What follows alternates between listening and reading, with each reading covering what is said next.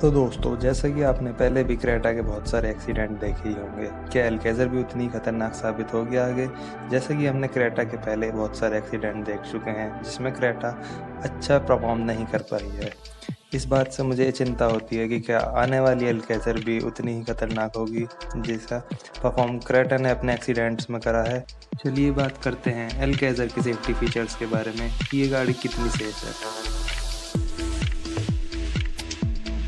तो दोस्तों, इसमें आपको मिलते हैं 4 wheel disc brake, ABS anti brake system, EBD electronic brake distribution, front dual airbags, emergency stop signal, hill park assist, electronic stability control, vehicle management control जैसे standard feature आपको इस गाड़ी में मिल जाते हैं।